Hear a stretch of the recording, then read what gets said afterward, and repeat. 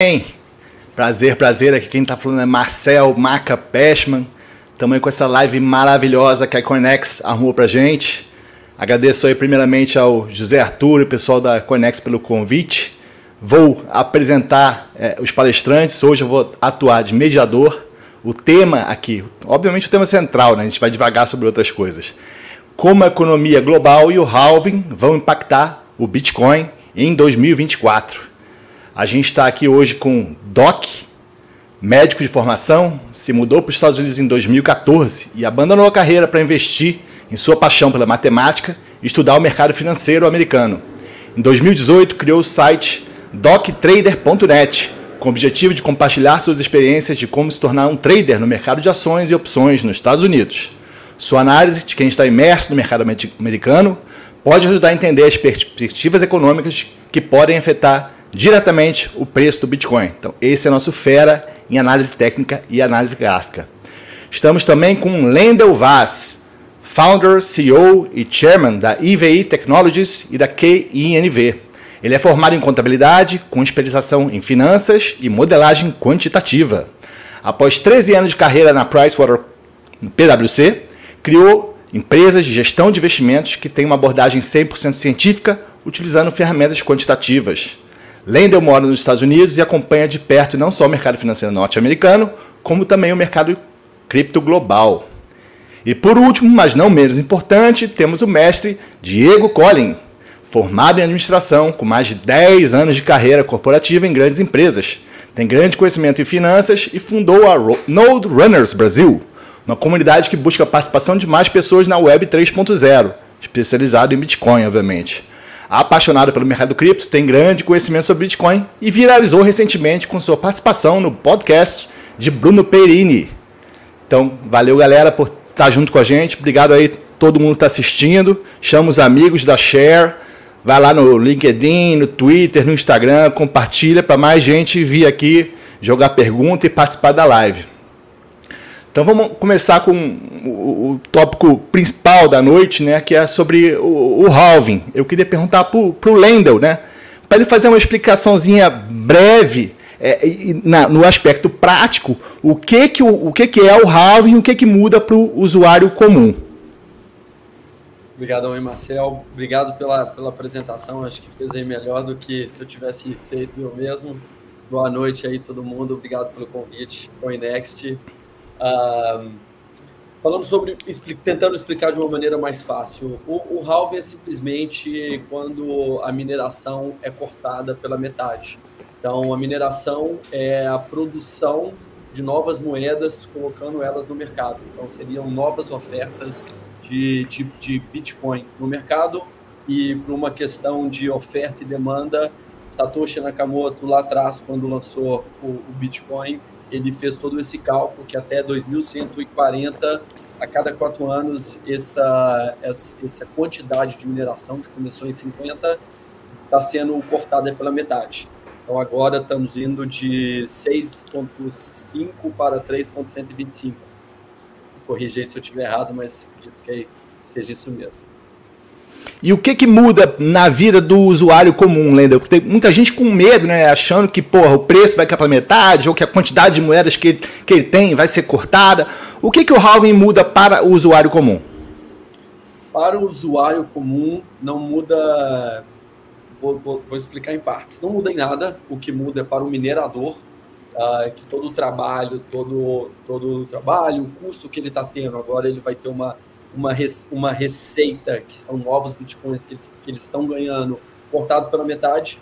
Então, pela fórmula matemática e como isso funciona no mercado em questão de oferta e demanda, isso acaba elevando o preço. Tem outros fatores aí que a gente vai discutir, mas matematicamente e pela lógica da economia de oferta e demanda, como vão ter menos bitcoins sendo colocados no mercado, isso tende a elevar o preço. Isso sempre aconteceu em todos os halvings. Então, isso tem um impacto imediato no minerador, mas tem um impacto no tempo, num curto, médio prazo, longo prazo, para os detentores de Bitcoin, porque isso tende, e sempre historicamente, tende a elevar o preço. Galera, só fazer um parênteses aqui, lembrando que durante a live vão aparecer algumas criptomoedas e você deve anotar aquelas que vão aparecendo e preencher o formulário que está aqui embaixo da página para receber o airdrop. Tá? Uma promoção da CoinEx, vai receber criptomoedas de graça, não é sorteio, você só tem que anotar as criptomoedas que vão aparecer e preencher o formulário nesse link que a gente está da CoinEx aqui embaixo, preencher o formulário. Não é sorteio, preencheu, recebeu. Agora passando a bola para o Diego, essa emissão que o Lendel falou, isso aí pode ser considerado como uma inflação do Bitcoin? A inflação está sendo reduzida? E qual que é o impacto disso, dado que o lado da demanda, a gente não tem previsibilidade, correto, no Bitcoin? Então como é que isso pode impactar o preço, se a oferta está sendo reduzida, mas a gente não sabe o que acontece na demanda? Boa pergunta, Marcel. Antes de tudo, boa noite a todo mundo que está nos assistindo, online e depois. Obrigado pela introdução e boa noite aos meus colegas também.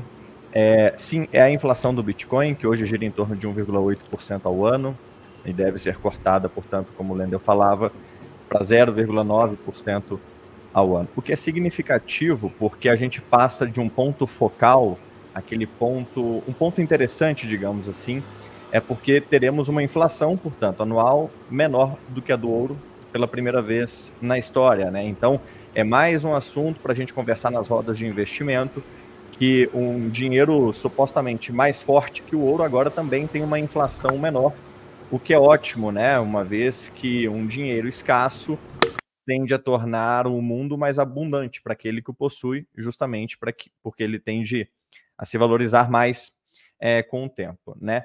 E não só isso, né? Em termos de inflação do Bitcoin, a partir de sexta-feira, 10 horas da noite, até a última vez que eu olhei a previsão, a nossa inflação passa a ser menor também do que a menor inflação das outras classes de ativos. Então, o real estate tem historicamente uma taxa de inflação de 1% de produção de novos imóveis, novos lançamentos, será batido também agora pelo Bitcoin. E ainda nesse assunto de inflação, para quem está nos escutando e é do mercado financeiro, está acostumado com taxa de juros do mercado financeiro, política monetária do mercado financeiro, pense que a cada 10 minutos o Bitcoin faz uma reunião do Copom, né?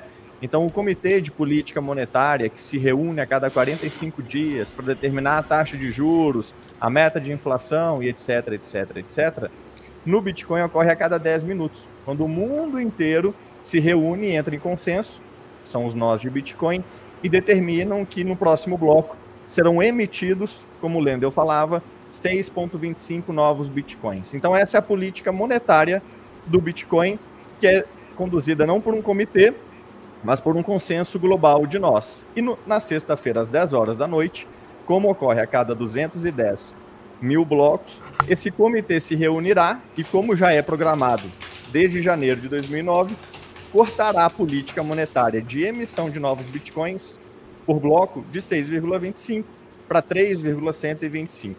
Então é a política monetária do Bitcoin sendo executada à risca e de forma imutável, como foi planejada lá em 2009, e tendo a emissão de novos bitcoins cortados pela metade. Lendel, você acha que o halving, apesar de ser um evento só no Bitcoin, vai impactar o mercado cripto como um todo? Caso positivo, negativo, por que você tem essa visão? Hoje, ainda, todo o mercado de cripto ele é movido pelo Bitcoin.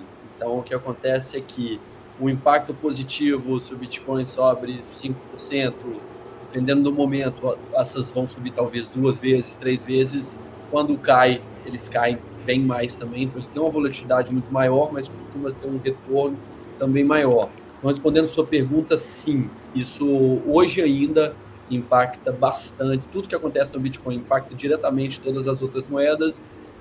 No entanto, a gente espera que isso comece a mudar um pouco no futuro. O Ethereum começando a ter sua própria vida, Solana, mas isso ainda a gente está no mercado que é altamente relacionado, o mercado inteiro é altamente relacionado com o Bitcoin.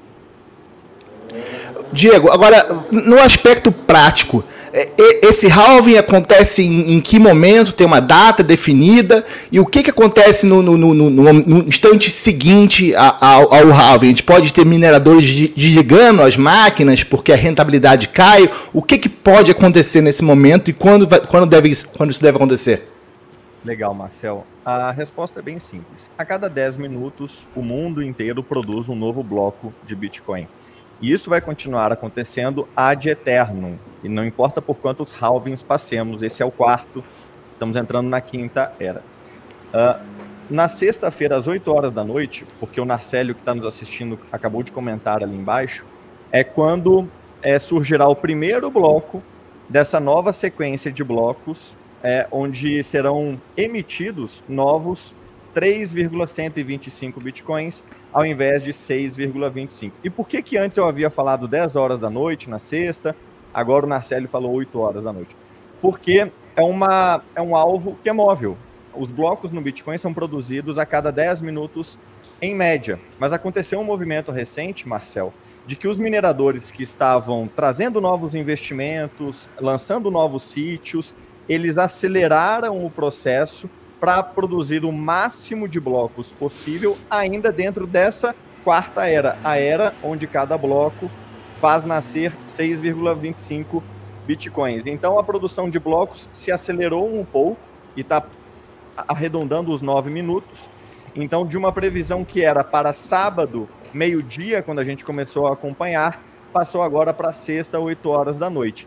E sim, quando os blocos passarem a remunerar os mineradores a metade dos bitcoins que remuneravam no dia anterior, vai haver um processo onde somente os mineradores mais eficientes, com acesso à energia mais barata, sobreviverão.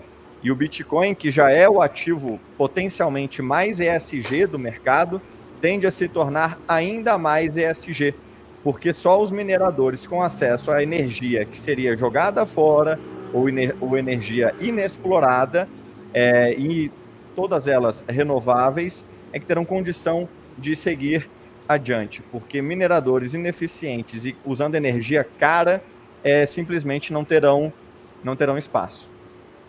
Entendi. Agora, uma pergunta para o Doc, que a gente tem uma abertura, experiência, né, também, conhecimento do mercado americano maior que a nossa. Tudo bem que o Lendl também pode dar o pitaco dele depois. Eu queria entender o que está acontecendo em termos de taxas de juros nos Estados Unidos e se isso está impactando, se é isso que pode estar causando a queda do Bitcoin e não tem nada a ver com o halving, essa queda que a gente teve de 72 mil para 60 mil, 61 mil dólares que a gente teve recente.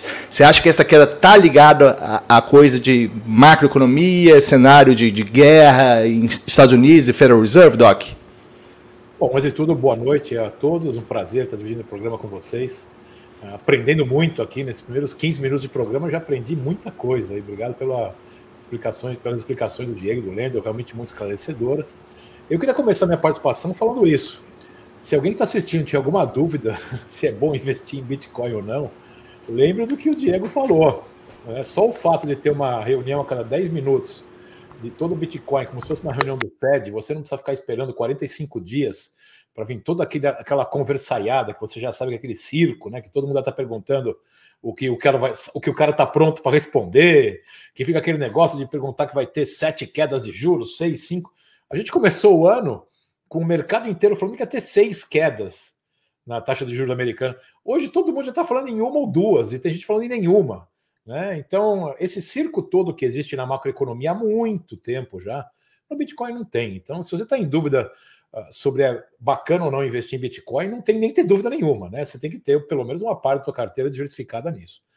Eu, pessoalmente, como eu gosto muito de price action, e também gosto de apresentar de aproveitar a análise macroeconômica, né?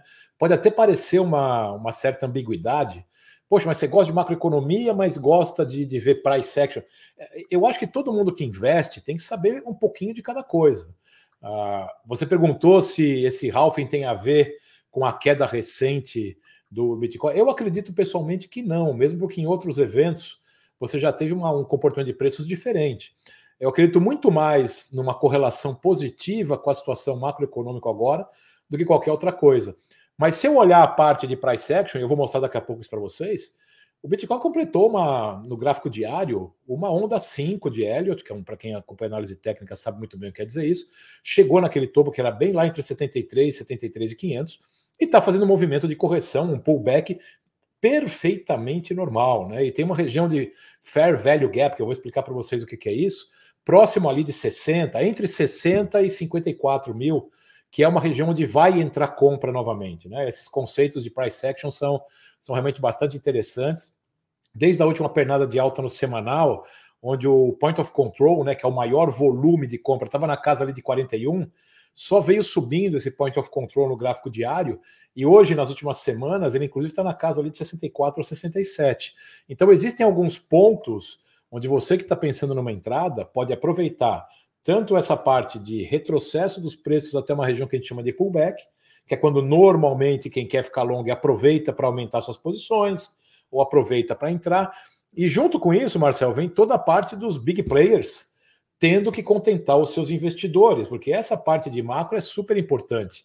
Quando se lança uma ETF, que é direta no produto, você tem uma gama de advisors aqui nos Estados Unidos, né, daquelas pessoas que acompanham os clientes, que os clientes procurando, e aí, tá bom agora para entrar? O cara fala, não, tá bom porque ele está ganhando uma comissão, ele está ganhando em cima daquilo, e ele tem que comprar, porque quando os clientes querem que ele compre, ele vai ter que deixar a ETF dele com o Net Asset Value, que é o que ele tem que ficar contentando para não ficar com uma discrepância muito grande de prêmio ou de desconto. Então, isso foi um fator extremamente importante. Eu acho que a criação dos ETFs com preço spot, e não somente nos futuros, aliado a toda uma gama de preços, de movimentos do gráfico, é o que fez o Bitcoin ter essa subida, e o pullback agora é completamente normal, esperado.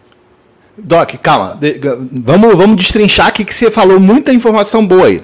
A primeira que você deu foi que esse pullback, essa correção que a gente teve de 71, 72 para 60, 61 é natural e poderia ter acontecido independente de atitude do Federal Reserve ou sinalização de taxa de juros, correto? Correto, e além disso é saudável.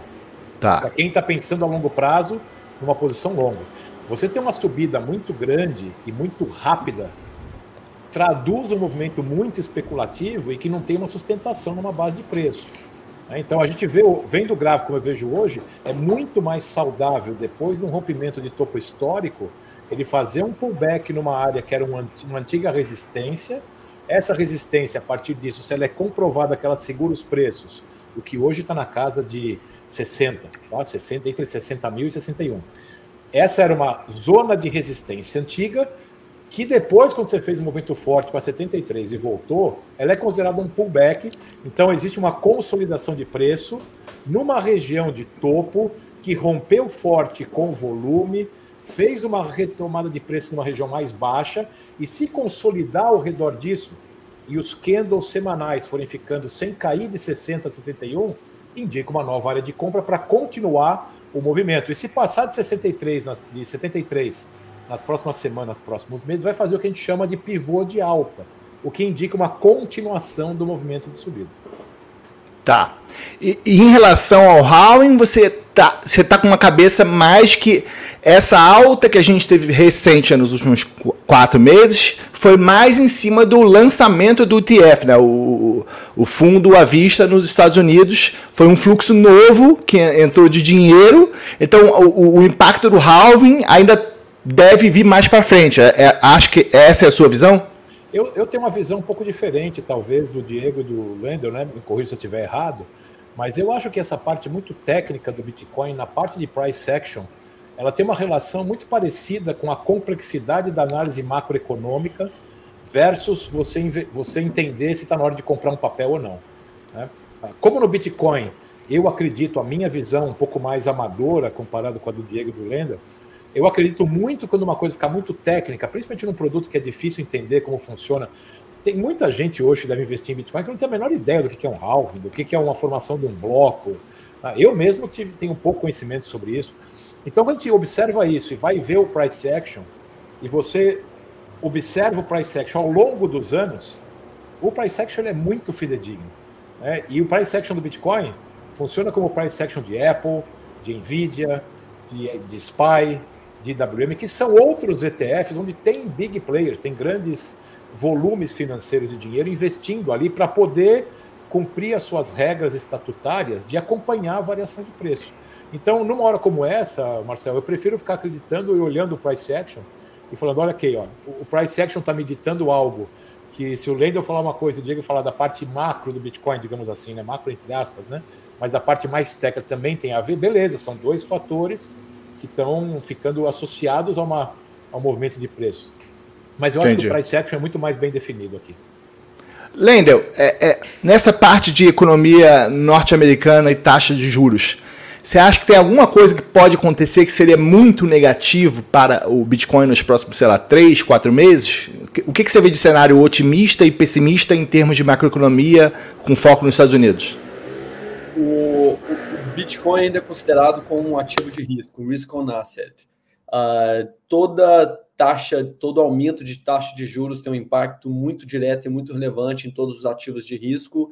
Isso que tem acontecido desde que começou esse ciclo de alta das taxas de juros lá atrás, e foi quando normalmente o topo da inflação e das taxas de juros coindizem com o fundo dos ativos de risco. E isso, mais uma vez, isso vem desde 1900 e bolinha em questão de mercado.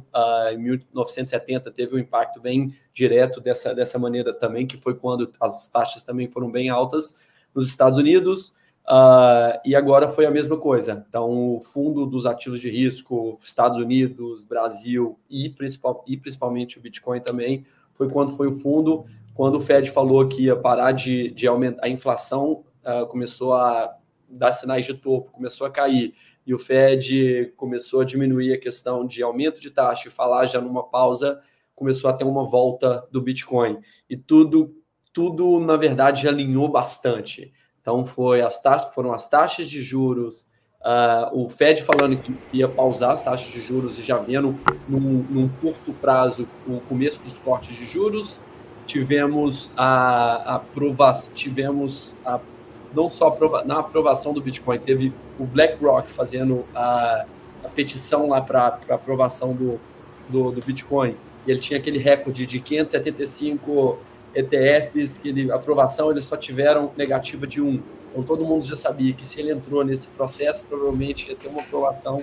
O mercado já viu isso como uma aprovação futura muito certa, uma probabilidade muito certa, então alinhou com esse pausa dos juros, a futura aprovação muito certa, porque esse processo aí começou há 13 anos atrás, o primeiro pedido de ETF, então, mas depois que o BlackRock entrou, a probabilidade a gente já sabia que era muito grande. Então, concordo 100% com o Doc na questão dessa última elevação do preço, foi muito em linha do ETF, mas também teve toda essa questão das taxas de juros. E respondendo a sua pergunta, eu acho que daqui para frente não tem muito impacto se ele vai fazer 2 cortes, se ele vai fazer se ele não vai fazer corte nenhum. Eu não acredito que ele vá voltar a aumentar a taxa de juros, porque existem outros impactos aí muito mais relevantes.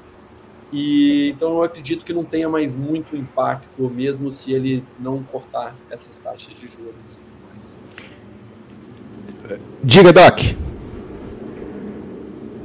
Eu queria só completar o que o Lendl falou, né? Eu acho que o Fed está chegando numa zona de perigo muito grande, né? Uma coisa que pouca gente lembra é que o mercado de títulos americanos, né, o mercado de bonds, ele é um mercado muito maior do que o mercado acionário, né? É muito mais fácil para as pessoas entender o mercado acionário, né? A Apple subiu, Tesla caiu porque pegou fogo num carro e assim por diante.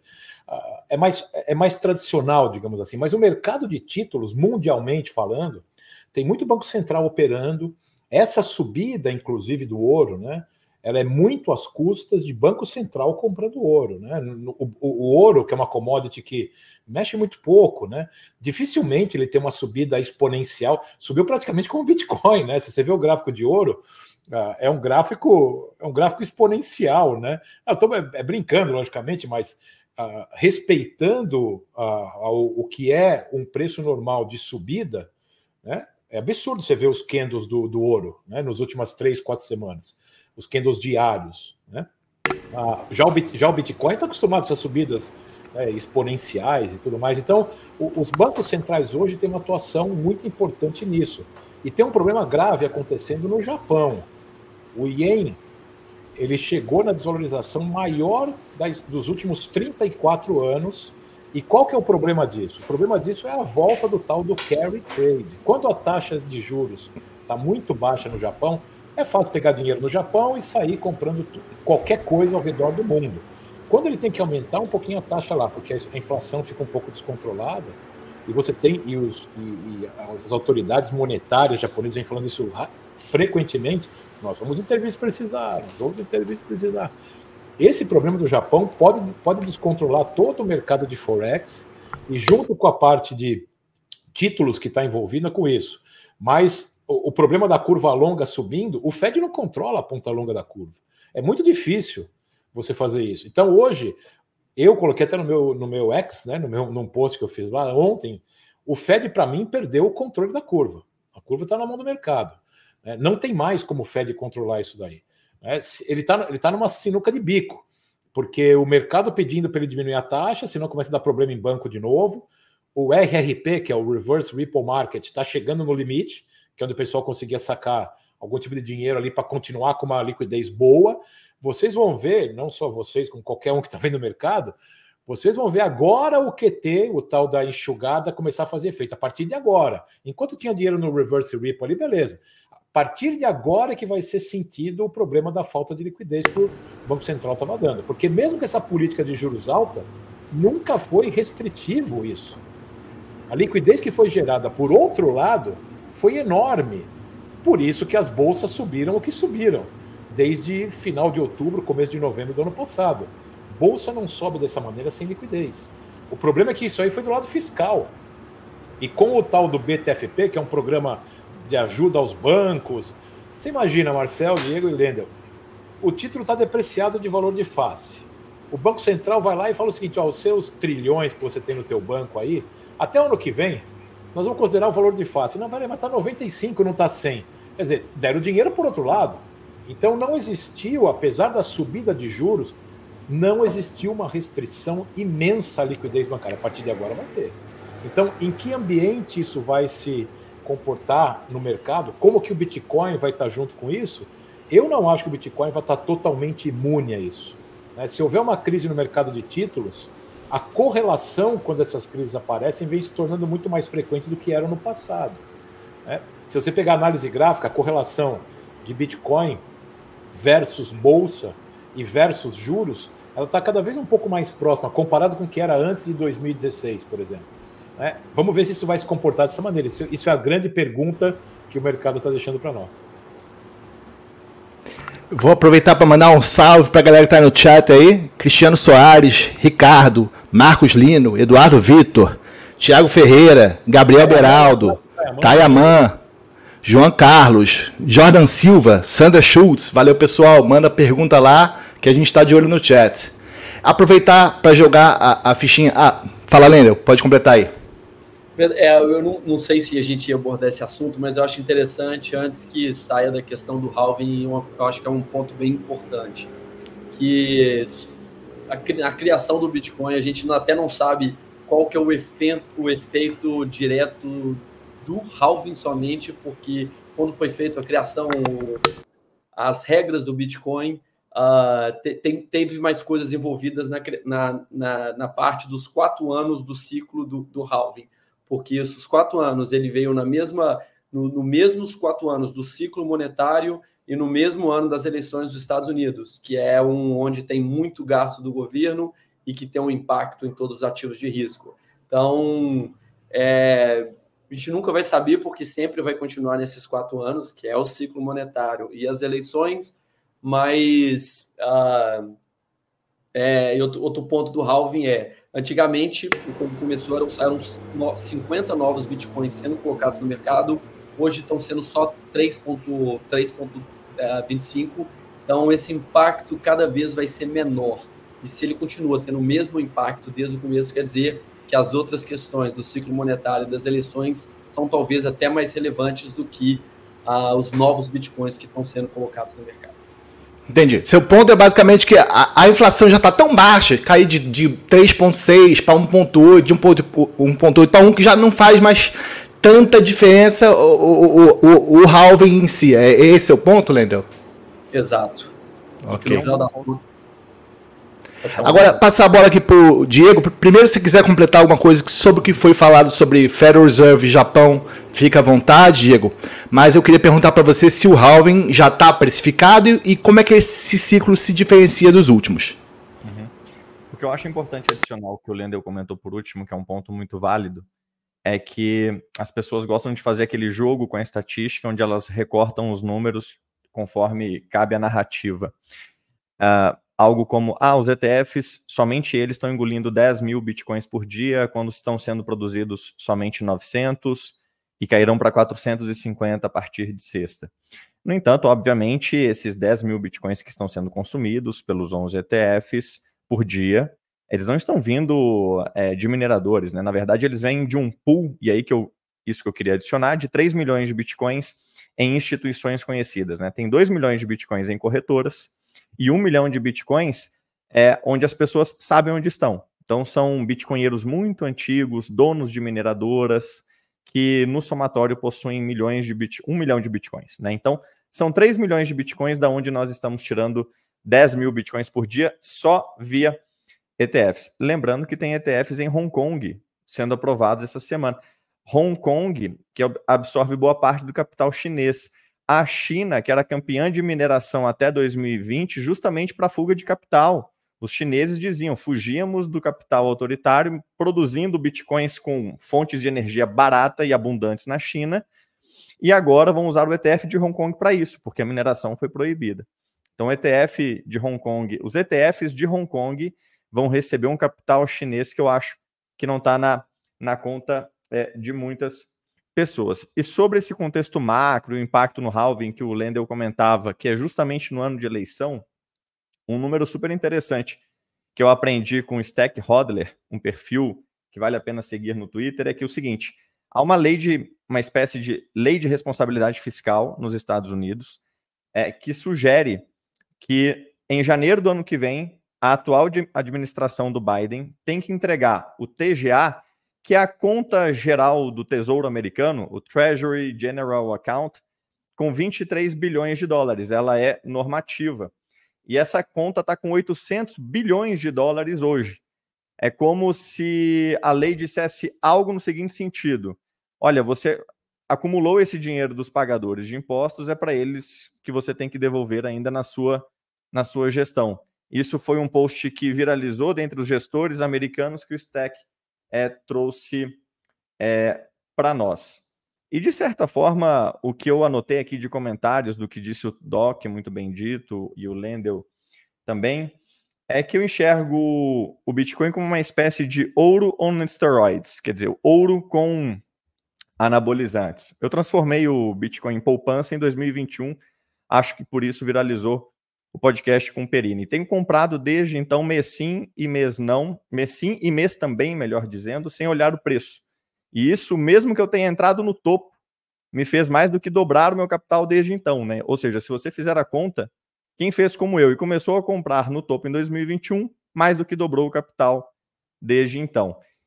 E eu não podia estar mais bullish, porque eu acho que a medida, como o Lendel falava, a visão de que o Bitcoin é um risk-on asset, ela começou a cair quando o Bitcoin foi um dos únicos ativos que subiu na quebra do BSV, né, daquele Silicon Valley Bank, no começo do ano passado. E, por fim, os investidores de renda fixa da dívida americana estão vivendo o segundo pior ano da história da dívida americana.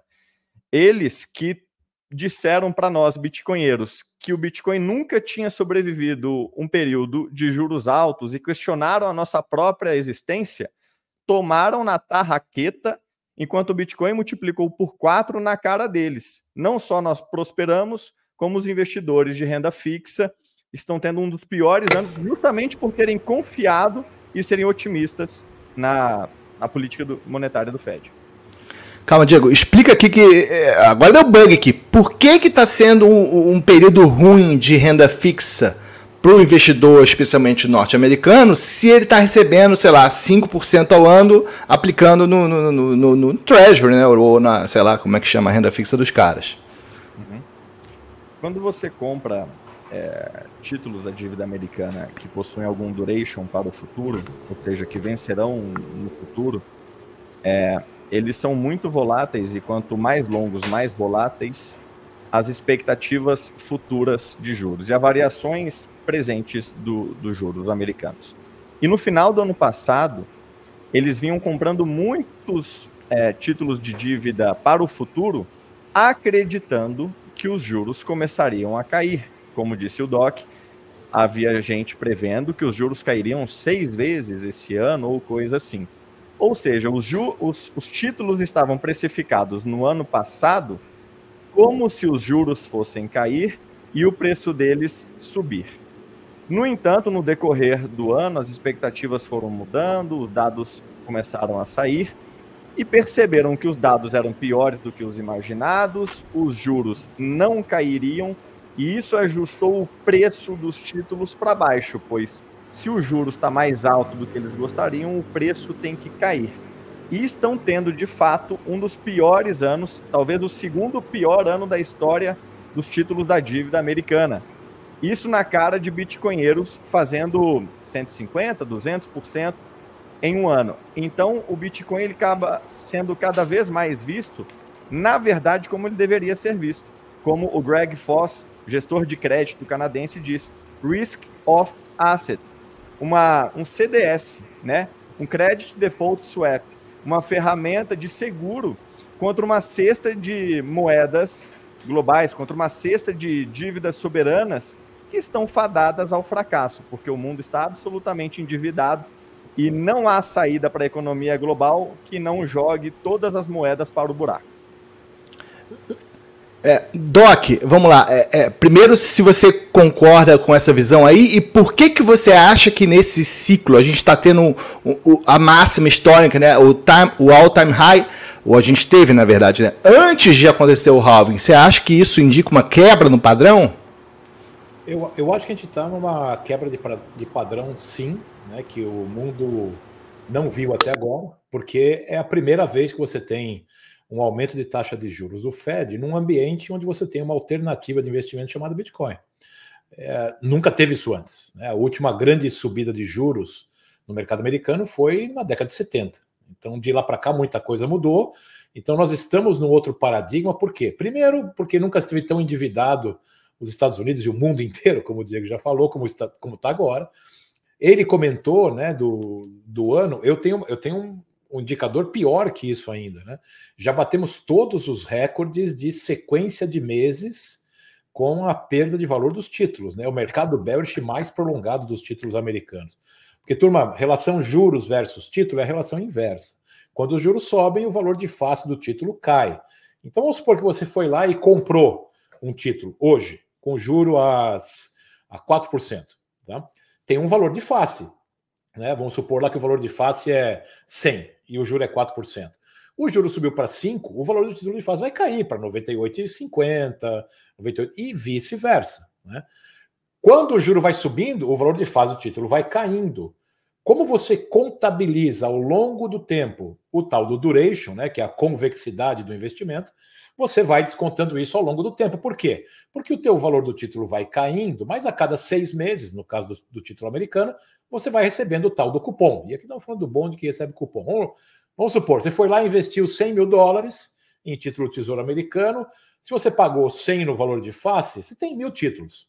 Se isso caiu para 95, você está perdendo 5 mil no total do teu investimento, mas se você ficar com esse título até ele vencer daqui a 10 anos, por exemplo, você vai recuperar esse valor de volta, porque vão te devolver 100, e também você vai ter recebido os 5 mil a cada 6 meses, 2.500, se for 5%, por exemplo. Quando fica caindo frequentemente, porque o juro continua alto, você tem um movimento de bearish nesses bonds, no valor de face. Fica caindo eternamente. E já está mais de 40 meses caindo no mercado bearish. Já é o mercado bearish mais prolongado dos bonds da história. Então, o que acontece com o banco?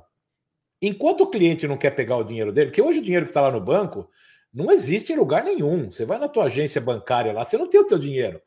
Ele está em algum canto ali. Às vezes ele está de colateral lá de uma prefeitura no interior da Islândia, né? Se você for achar o teu dinheiro. Ninguém sabe onde está, né? Então, para mim, Marcel, esse sistema de endividamento americano e global acabou.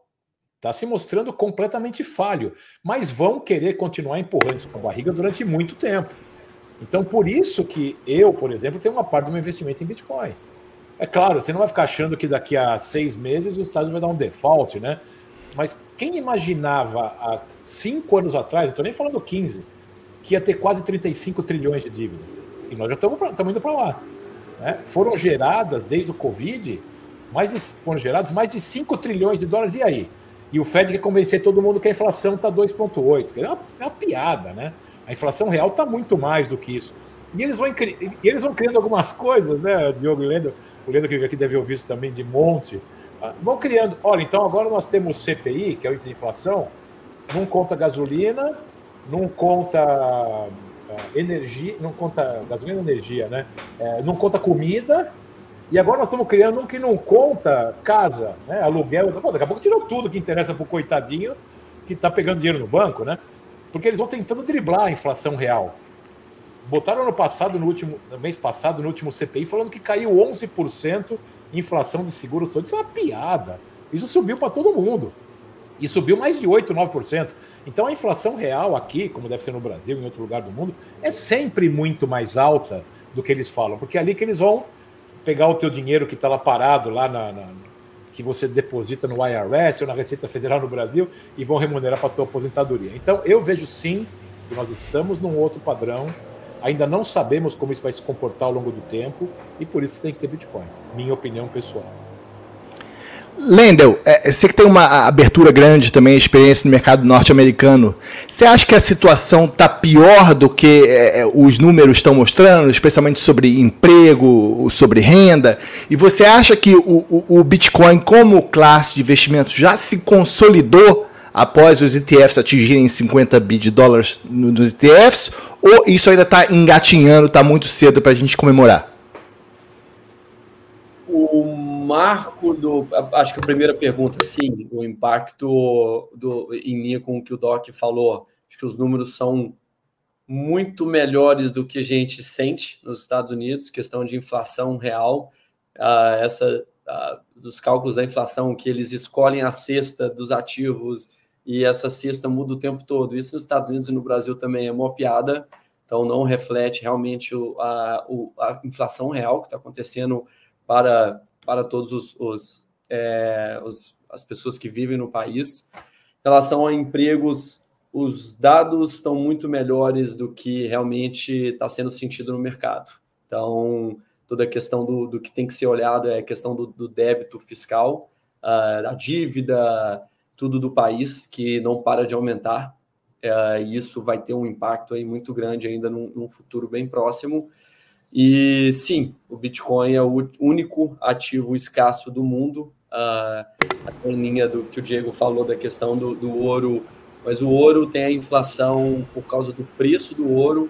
Se o preço do ouro aumenta muito, vale mais a pena minerar o ouro. Então, às vezes, o custo que você tem para minerar, se o preço aumenta muito, você pode minerar um ouro que era mais difícil de chegar nele. Então, no final das contas, essa inflação aí pode aumentar baseado no preço do ativo, que o Bitcoin não interessa. Vamos ter sempre 21 milhões. A questão do halving já está até 2.140 quanto vão ser minerados a cada 10 minutos. E pronto, é o único ativo escasso. E a sua última pergunta, o BlackRock ter entrado no mercado é um dos marcos, se não for provavelmente um dos top 3 da história do Bitcoin. Eles são a casa mais respeitada no mundo na questão de investimento. Ver o Larry Fink falar as coisas que eles estão falando, o flight to safety dele, isso mudou o jogo. Então, muitas pessoas que falavam que era scam estão parando e estão começando a ver que eles estavam errados. Ainda estão um pouco ainda. Vamos ver como que vai ser, mas eles já estão com aquele medo, FOMO, o medo, fear of missing out, perder, já está tendo esse sentimento, essa curva de adoção está começando a aumentar, mas eu acho que o melhor de tudo, ainda assim está muito no começo.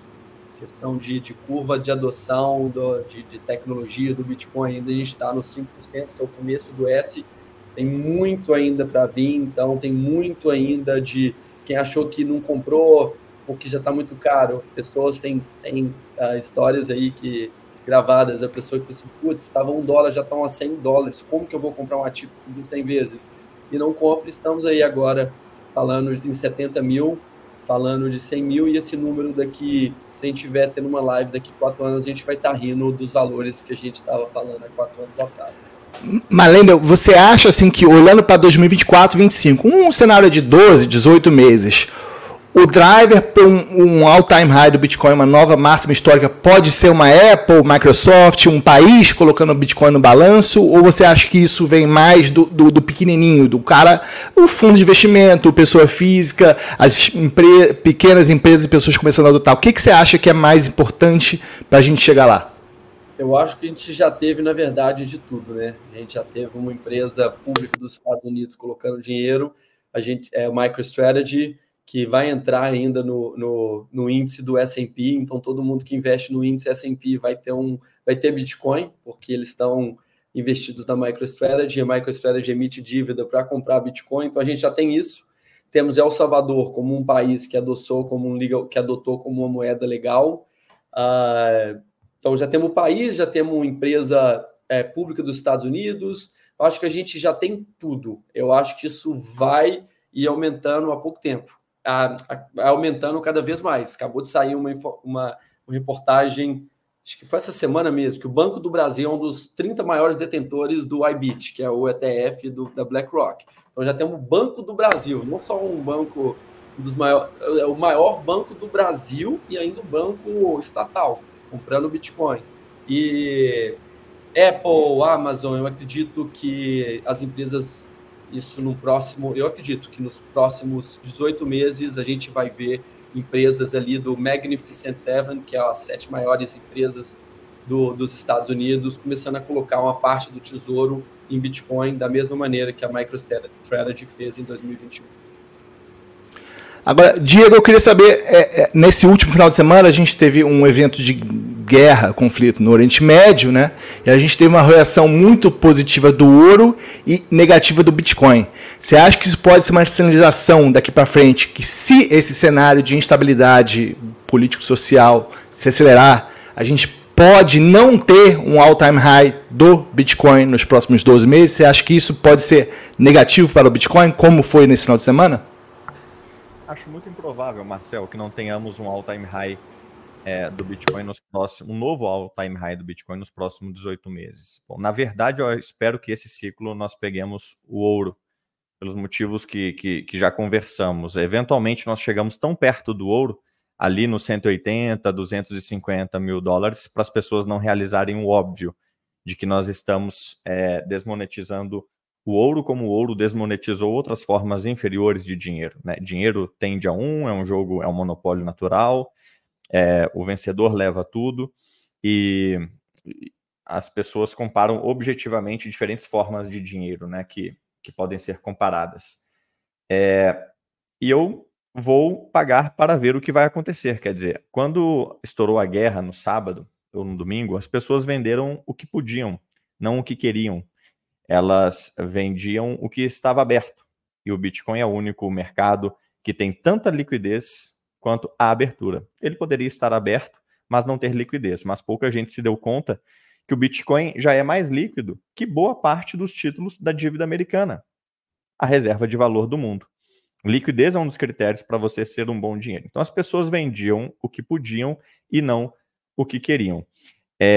Ele derreteu em março de 2020 para depois fazer 30 vezes e ter sido o único ativo em retrospectiva que nos protegeu da invasão à Ucrânia, da Covid como um todo, da quebra bancária nos Estados Unidos no ano passado, porque o preço do Bitcoin, Marcel, no final do dia, ele rastreia o conhecimento das pessoas sobre o assunto, não o valor dele.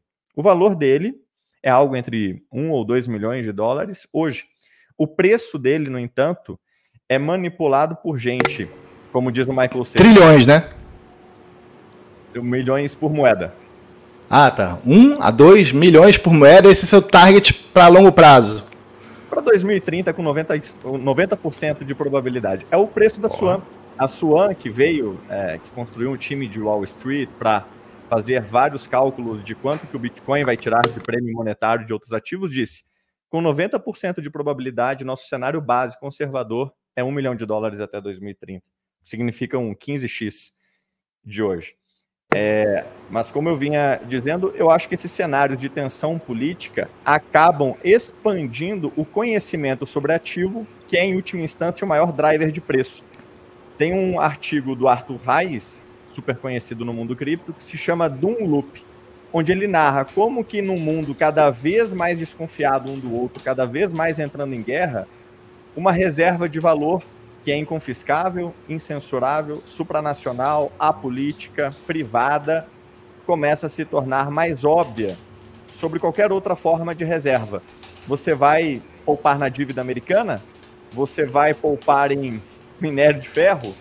Você vai poupar em quê? Em ouro? Ou você vai poupar em Bitcoin? Então, na medida em que as features do Bitcoin que se beneficiam no caos porque não requerem confiança que está cada vez mais escassa, na medida em que essa notícia se espalha, o preço tende a acompanhar. E, eventualmente, ele mostra antifragilidade. Quanto mais porrada toma, mais as pessoas o descobrem como um ativo superior. Os juros subiram, ele multiplicou várias vezes. O mundo entrou em guerra, pandemia e crise bancária, ele multiplicou várias vezes. E eu acho que ele vai continuar caindo para cima pelos próximos 10 anos e remunerará lindamente quem fizer dele poupança. Boa. Agora, Doc, considerações finais, e eu queria saber o que você achou dessa previsão aí de 1 a 2 milhões de dólares por Bitcoin. Bom, eu não costumo fazer previsão, primeiro porque eu não tenho capacidade técnica, né, para analisar essa parte de previsão. Eu prefiro acreditar no conhecimento do Diego, do Lendo e de outros especialistas, né? Eu costumo ser muito coerente com as minhas avaliações, eu avalio coisas que eu sei, né? Então eu vou mudar a pergunta, Doc. Como é que você sabe que o ciclo de alta acabou? Para mim não existe acabar o ciclo de alta, né? Nós estamos agora no mercado bear. Isso tudo foram definições criadas ao longo do tempo no mercado acionário, né? O price action, e deixa eu colocar na tela rapidamente para encerrar, que é essa minha participação de análise técnica, só para vocês terem uma ideia nessas figuras gráficas aqui, se puder passar aí o que eu estou deixando na tela aqui. Olha aqui, ó, né? Isso aqui é uma figura, isso aqui é o gráfico semanal, tá? Essa figura aqui, ó, é chamada cup and handle, né? Você faz uma queda de preços, fica durante um tempo aqui embaixo, depois volta a subir, fica lateralizando algumas semanas, depois explode para cima.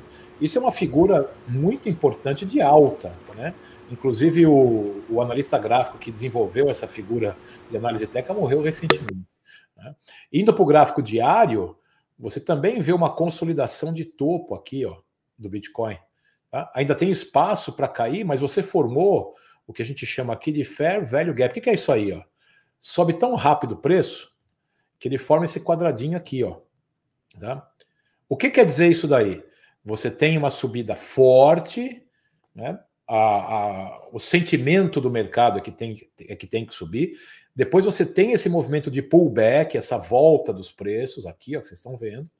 E ele, quando chega nessa zona aqui de novo, o restante que queria comprar e que achou que estava muito caro aqui vai começar a comprar, né? Então isso é uma área de consolidação de compra muito importante no price action, que está exatamente ali onde eu falei para vocês, ó, entre 60 e 54 mil, né?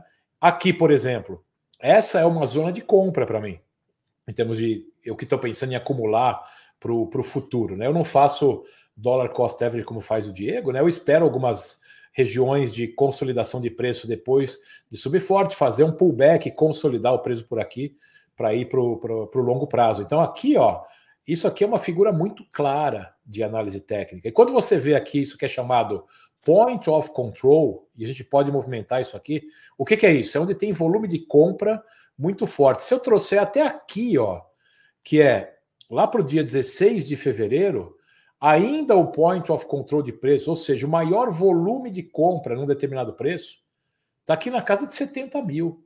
Mesmo eu trazendo isso aqui para trás. Então, a compra que teve aqui para dar esse boom ainda não foi grande em termos de volume de preço na casa de 51. Então, ainda tem gente com poder, com bala na agulha, digamos assim, para ter muita saúde para comprar quando os preços chegarem aqui a 60, 55, 54. E aqui vem o quê? A média móvel de 200 dias. E também é uma outra área de compra na casa de 47. Então, para quem está querendo entrar, para quem quer reforçar posições, pode fazer novas entradas parciais nesses preços. Muita gente pede isso, né? Ah, Doc, você está achando análise gráfica disso? Eu divulgo em vários grupos isso, até para ajudar o pessoal a entender um pouco mais a análise técnica, né? Então nós ainda temos uma expectativa muito boa para o longo prazo na parte de moedas, do long term, digamos assim, né? Eu gosto muito de price action, gosto da parte macro, mas para mim esse gráfico está muito bonito, né? Digamos assim, quando você está analisando a parte long, e tudo falando, turma, para médio e longo prazo. Tá? Eu prefiro ficar por aqui, Maca, e deixar as previsões numéricas mais para o Diogo e para o Lendo, que entendem mais da parte de preço, por que eles estão pensando nisso. Eu nunca meto o bedelho onde eu não sei. Né? Lendel, você acha que tem espaço para uma correção aí para 47 mil, 50 mil, ou muito difícil, dado a proximidade que a gente está do halving? Acho que, de novo, o halving não tem nenhum efeito direto no preço, isso é mais sentido para médio prazo, não tem um efeito direto, ao contrário, costuma que depois da aprovação, às vezes, tem um sell the news, mas nada relevante. Mas respondendo a sua pergunta, mesmo se cai até 47, ele continua totalmente saudável, ao contrário, né? Exatamente o que o Doc falou, essas subidas, quando ela sobe muito rápido, a caída costuma ser muito maior, então ela ir subindo e testando suporte para voltar, as resistências para voltar a subir, é muito melhor, e o melhor suporte de todos os resistência, suporte de todos os bull markets é a média móvel de 200 dias. Então, sempre que tiver acima, hoje está em 47, estiver acima, ele está super saudável. O que poderia, eu não acreditaria que testaria esses números, mas o que poderia acontecer, isso são os eventos que estão acontecendo no macro. Eu acho que a questão da guerra, que, de novo, no médio prazo, no final das contas, tem um efeito positivo pelo Bitcoin, por tudo questão monetária que acontece, o Bitcoin por ser escasso, reserva de valor, flight to safety, ele vai se demonstrar mais valioso ainda, mas nos momentos, por causa de custo, por causa do susto, o Bitcoin ser o único ativo 24 horas por 7, que ele trada, a guerra estava acontecendo no sábado às 7 horas da noite, em uma hora caiu 10%, por quê? Naquele susto, todas as pessoas que falam, pô, não tenho dinheiro nenhum no banco, o que eu vou fazer? Vai que acontece alguma coisa com os bancos. Ele vai lá porque é o único ativo 100% líquido, a qualquer momento do dia, ele faz um saque na questão de susto, né, que é conhecido como efeito de liquidação.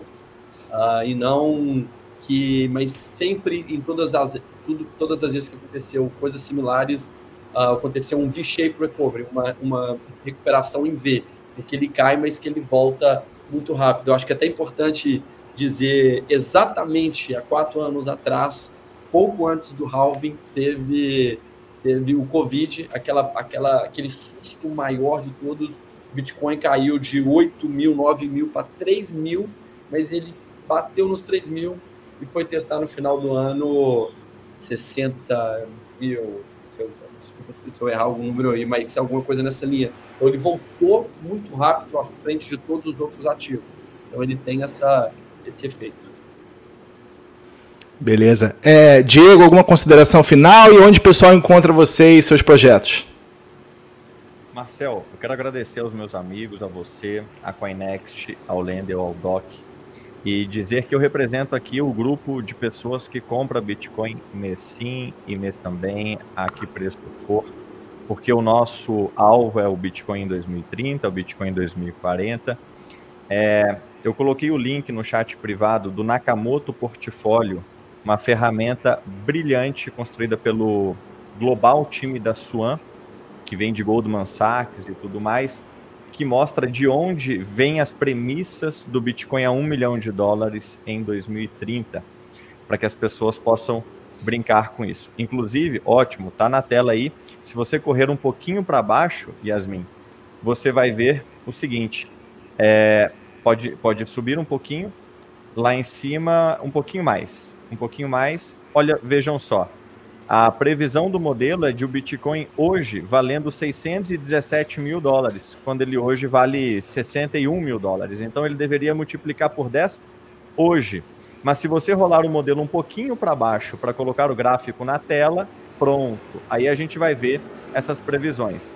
Vejam que essas previsões decorrem do fato do Bitcoin capturar valor de todas essas classes de ativos aí à direita. Ações, títulos, ouro, prata, imobiliário.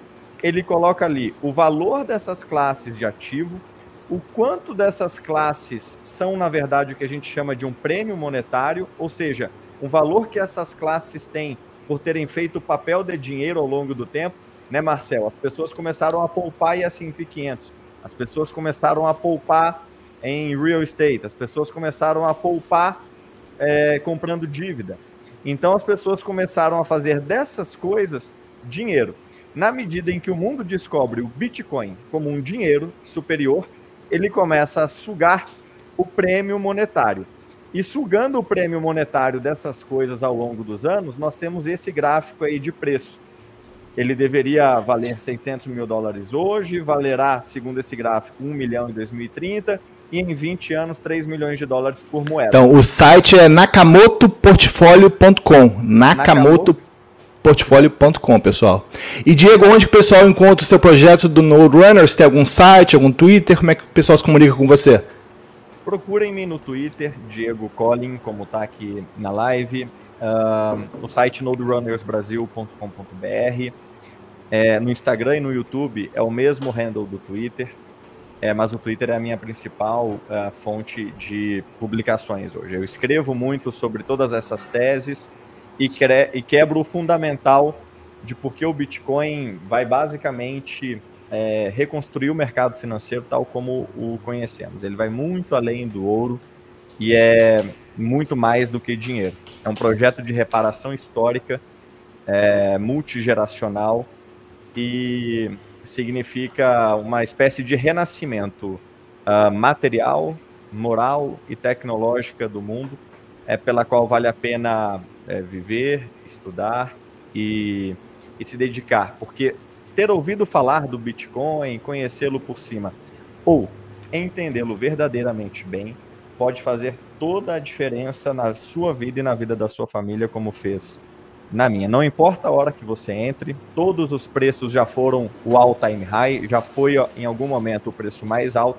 Eu entrei no preço mais alto que eu já havia visto até então, em 2021, e estou aqui para te dizer que se você transformar o Bitcoin na sua poupança, você vai ser maravilhosamente recompensado. Compre mês sim, mês também, na medida que achar necessário, mas estude Bitcoin antes de tudo. Valeu. Doc, onde o pessoal encontra seus projetos? Já botei o endereço do site aqui, doctrader.net, né? Tem todos os cursos que a gente oferece. Eu também tenho uma participação muito ativa no Twitter, no X, né? No X, @DocRoger, né? Tudo junto, @DocRoger, porque é antigo. Eu peguei o meu pessoa física e deixei ele andando, que já tem bastante seguidor ali. Então eu fui deixando, né? Fiquem à vontade aí. Eu tenho um canal do YouTube que fala sobre investimentos e focado no investimento nos Estados Unidos, né? Eu foco na parte de análise técnica, opções, ações. No site tem curso de análise técnica, tem todo um curso do Beabá de análise técnica, os cursos todos com gravados depois on demand. Eu estou querendo um serviço de assinatura bem baratinho para depois o pessoal poder acessar todos os cursos e interagir num grupo depois privado. Mas o Twitter, realmente, o X, é onde eu tenho bastante participação das mídias sociais free aí para o pessoal acompanhar. Obrigado, Marcel, parabéns pela sua moderação, ao Diogo e ao Lendel, e ao convite do Zé Arthur para mais esse bate-papo gostoso aí nessa noite, tá bom? E agora eu vou assistir o meu palestra. Lendel, onde o pessoal encontra você? Só 30 segundos aqui, só para adicionar o que o Diego falou da questão do preço.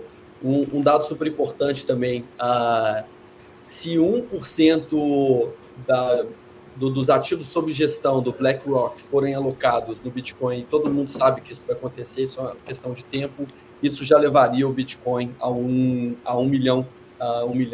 milhão de dólares por Bitcoin. Isso é porque o efeito, que é um cálculo que foi feito, que a cada 139 vezes, cada $1 tem um impacto de 139 vezes. A BlackRock tem 10 trilhões, não é isso? Mais ou menos. Então 1% daria 100 bi de dólar alocado. Tô falando besteira ou é isso? Exato. 100 bi de dólar de compra vai machucar, porque... Esse múltiplo que ele comentou foi o Bank of America que calculou em 2019. Em 2020, quando perguntaram para o Bank of America, por que o Bitcoin cresceu tanto em 2020? Ele falou, por conta de uma entrada modesta de capital, porque a cada $1 o market cap cresce 118. Detalhe, esse múltiplo que o Lendl comentou, de 118, 139, só cresceu desde então porque o Bitcoin se tornou mais escasso. O Bitcoin está num nível de escassez só visto há 8 anos atrás. Nós estamos no low time high de Bitcoins disponíveis para venda. Então o múltiplo tende a ser maior. $1 entrando tem um potencial gigantesco porque preço se faz na margem. E o Doc e o Lendl sabem como ninguém. Então, Lendl, mais ou menos, assim, o que você acha que leva de tempo para a gente chegar nesse 1%? O que está faltando para isso acontecer? Todas as maiores casas, isso é por questão de compliance, tem todo o Bitcoin acabou de ser aprovado agora em janeiro, tem todo um trabalho aí de compliance, estudo pelas maiores casas que tem esses advisors que vão fazer essas sugestões aos seus clientes de 1%, 2%, 3%, isso leva um tempo. Então, as maiores casas ainda não terminaram toda essa parte de compliance, e o Larry Fink, BlackRock, todo mundo, ARK Invest, com a Cathie Wood, a expectativa é que isso aconteça mais no segundo semestre desse ano. Então, isso vai sendo gradativo, acredito que a gente chegue em 1% aí nos próximos, diria que 3, 4 anos, mas por causa do ciclo. Então, eu estou nessa linha que a gente chega em 1 milhão antes de 2030. E aonde o pessoal te encontra, Lendl? Qual é o Twitter, qual é o site? LinkedIn, Lendl Vaz Lucas, mas baixe nosso aplicativo Kinvi, que é um aplicativo de construção de portfólio automatizado, selecionados por IA, que faz todo o rebalanceamento automático. Então, de uma maneira muito simples, a gente oferece nossas carteiras quantis com inteligência artificial, no qual ele tem essa alocação automática em Bitcoin e altcoins, e faz um trabalho muito bem feito de entrada das altcoins no momento certo e saída para o Bitcoin no momento que o Bitcoin é o que anda mais sozinho. A gente tem uma parceria com a CoinNext, que até está no lado aí, no qual a gente oferece essas nossas carteiras diretamente para todos os usuários da plataforma da CoinNext. Então é uma maneira muito fácil para quem só tem Bitcoin e quer ter uma exposição nas altcoins, mas historicamente toda vez que investiu não soube sair no tempo certo, os nossos algoritmos fazem isso de uma maneira muito boa, de entrar no momento certo e sair no momento certo. E tem uma performance aí por 3 anos, 4 anos desde que a gente roda, muito melhor do que o Bitcoin mesmo. Beleza, galera? Queria agradecer a participação de todos, tanto do Diego, o Lendl, o Doc, José Arturo, o pessoal da Coinex aí, parabéns pelo bate-papo de alto nível. Espero que a gente tenhamos outras oportunidades. Vamos ter, né, na semana da live, no dia próprio do halving no Bitcoin, a gente vai se encontrar de novo. Abração, galera, parabéns a todos aí. Valeu, Zé Arthur. Valeu, pessoal da Coinex. Boa noite.